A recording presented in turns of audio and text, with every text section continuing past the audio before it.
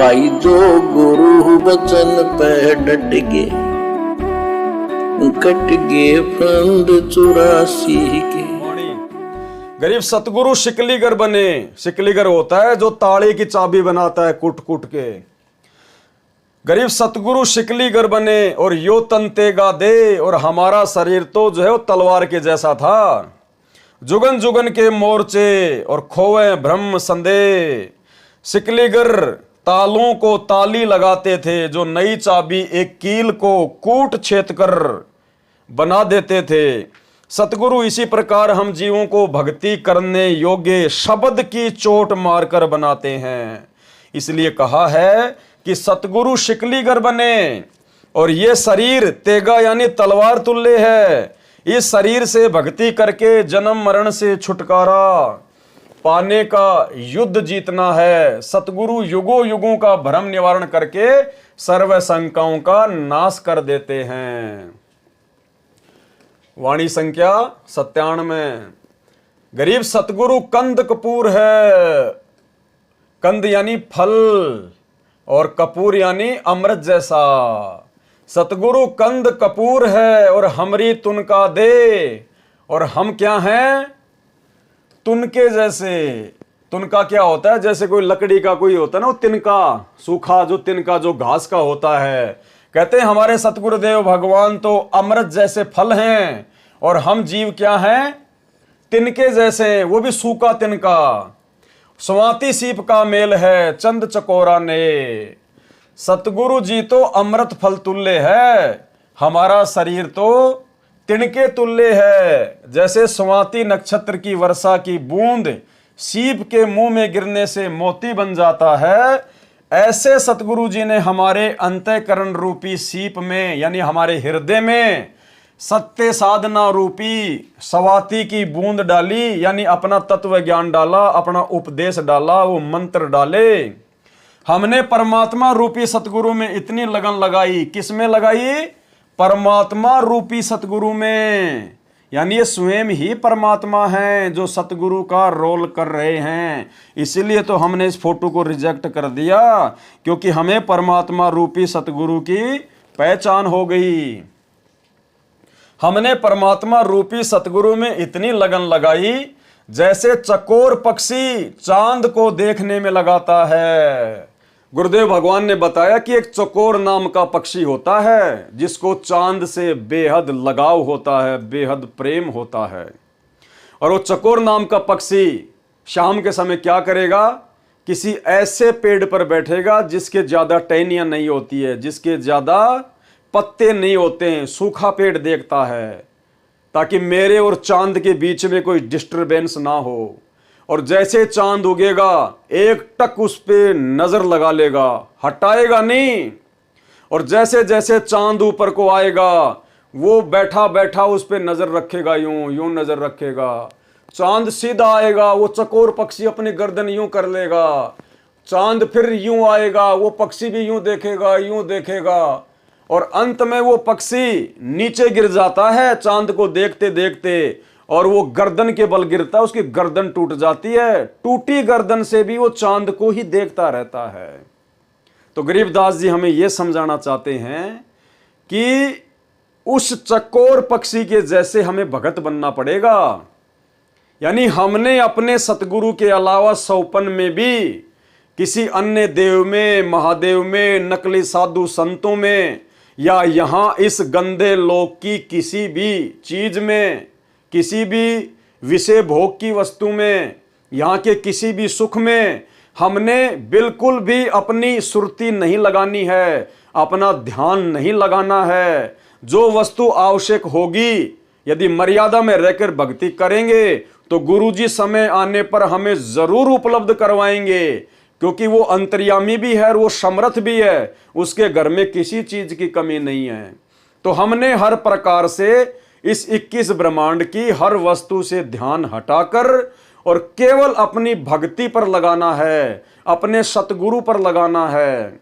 कोई चीज उनके और हमारे बीच में बाधा नहीं बननी चाहिए, हमारे मन में कोई विकार नहीं आना चाहिए। तो कहते तब जाकर वो भगत सतलोक का दरवाजा देख पाएगा। जिसमें चकोर पक्षी जैसा प्रेम अपने सतगुरुदेव भगवान में बन जाएगा। कहने का मतलब है भाई जब तक जिएंगे तब तक काल के लोक में रहेंगे, और जो यहाँ की वस्तुएं आवश्यक होगी जीने के लिए वो तो जरूरी हैं ही हैं, तो वो परमात्मा जरूर उपलब्ध करवाएगा। इसके अलावा फालतू की डिमांड, फालतू की इच्छा, सांग सिनेमा, बड़े बड़े मकान, बड़ी बड़ी गाड़ियां, बड़ी बड़ी सभाओं में जाना, लोगों से तालियां बजवाना, अहंकार में फूल जाना, लोगों से सम्मान और इज्जत की उम्मीद रखना। कहने का मतलब हमने अभी आडंबर, ये पाखंड, ये लोक दिखावे सब त्यागने पड़ेंगे। अपने आप को मिट्टी समझकर, दो कोडी का जीव समझकर, जर लगा हुआ लोहा समझकर और अपने गुरुजी की भक्ति करके यहां से निकलने का प्रयास करना है। जो गुरुजी ने दीक्षा दे दी उन मंत्रों पर अपना ध्यान लगाना है। जो गुरुजी ने नियम बता दिए आजीवन उनको संघर्ष करते हुए निभाना है। ना किसी लोकलाज में फंसना, ना किसी के भय से डरना है, ना किसी को जबरदस्ती हमने दुखी करना। कोई दूसरा दुखी करे तो वो करता रहेगा, हमारा कुछ बिगाड़ नहीं पाएगा, क्योंकि हमारे सिर पर हमारे सतगुरुदेव भगवान बैठे हैं। और परमात्मा कहते हैं सिर पर साईं सत्य है, फिर तो को क्या भय रे।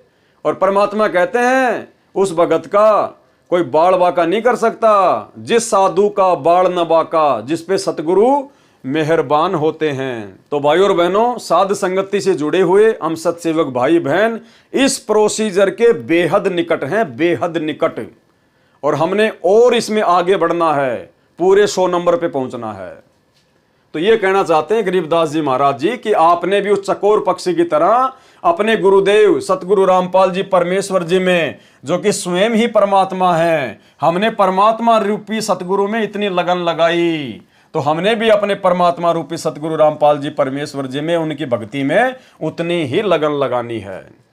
हमने परमात्मा रूपी सतगुरु में इतनी लगन लगाई जैसे चकोर पक्षी चांद को देखने में लगाता है। एक टक रात्रि में उगते चांद को अस्त तक देखता रहता है, देखते देखते पेड़ से गिरकर गर्दन भी तुड़वा लेता है, परंतु नजर फिर भी चांद को देख रही होती है। ऐसी लगन परमात्मा में लगाकर मोक्ष प्राप्त किया। वाणी गरीब ऐसा सतगुरु सेइये, यानी ऐसे सतगुरु की पूजा कीजिए। बेग उधारे हंस, जो हंस को यानी भगत को बहुत जल्दी सतलोक पहुंचा दे, उसका उद्धार कर दे। और भव सागर आवे नहीं, फिर वापस इस भव सागर में 21 ब्रह्मांड में नहीं आना। और जोरा काल विध्वंस, और ना ही फिर हमारे ऊपर इस जोरा यानी इस मौत का और काल का किसी प्रकार का कोई भी जोर नहीं चलेगा। हम फिर बार बार जन्म और मरण में नहीं आएंगे। गरीब ऐसा सतगुरु से ये बेग उदारे हंस, भव सागर आवे नहीं, जोरा काल विध्वंस, यानी इस काल और इस मृत्यु के विध्वंस में फिर हम वापस नहीं फंसेंगे। भव सागर आवे नहीं। सरलार्थ ऐसा सतगुरु कीजिए जो शीघ्र कल्याण करे। हंस रूपी भगत को संदेश दिया है, आगे कहा है कि फिर संसार सागर में पुनः जन्म नहीं लेता। सतगुरु जोरा अर्थात मौत और काल को समाप्त कर देता है, पूर्ण मोक्ष प्राप्त करवाता है। वाणी गरीब पट्टन नगरी घर करे। पट्टन नगरी यानी सतलोक, कि अब भगत ने सतलोक में अपना निवास स्थान बना लेना चाहिए, अपना घर कर लेना चाहिए सतलोक में। गरीब पट्टन नगरी घर करे, गगन मंडल गैनार, अलल पंख ज्यों संचरे, सतगुरु अधम उधार। सरलार्थ सत्य साधना से उस पट्टन नगरी सतलोक में घर करें, निवास स्थान प्राप्त करता है, जो गगन मंडल में अर्थात पर्वत जैसा ऊंचा महल है। उद्धार करने के लिए सतगुरु अलल पक्षी की तरह सत्यलोक से चलकर आता है। यानी सतगुरु कैसे आता है? अलल पक्षी की तरह सतगुरु अपने भक्तों को लेने के लिए यहां आता है। वाणी गरीब अलल पंख अनुराग है और सुन मंडल रहे थीर, दास गरीब उधारिया सतगुरु मिले कबीर। सरलार्थ जिस प्रकार अलल पक्षी का बच्चा पृथ्वी पर होता है, वह अपने परिवार तथा घर को नहीं भूलता, जो ऊपर वायु में आकाश में होता है। दूसरी ओर उस बच्चे के माता पिता अलल पक्षी अपने बच्चे के लौटने की राह देखते रहते हैं और दिल में मिलने की मीठी मीठी हिलोद सी उठती रहती है और अंत में वह बच्चा अपने परिवार में ऊपर चला जाता है। इसी प्रकार परमात्मा आपको सदा चाहता है कि मेरे बच्चे मेरे पास सतलोक में आ जाएं, सदा सुखी हो जाएं। हम सतगुरु के भगत अलल पंख के बच्चे की तरह परमात्मा को तथा अपने घर सत्यलोक को नहीं भूलेंगे तो एक दिन हम सतलोक चले जाएंगे। संत गरीबदास जी ने कहा है कि मेरा उद्धार भी इसी विधि से हुआ है। मुझे सतगुरु कबीर जी ही मिले। कौन मिले? सतगुरु कबीर जी मिले। तो भाई हमें कौन मिला फिर आज? वही सतगुरु कबीर जी मिला है। इसलिए हमने इस कागज की फोटो को सतगुरु मानना। जो गुरु बचन पे डट गए, कट गए फंद 84 के, कट गए फंद 84 के, कट गए फंद 84 के।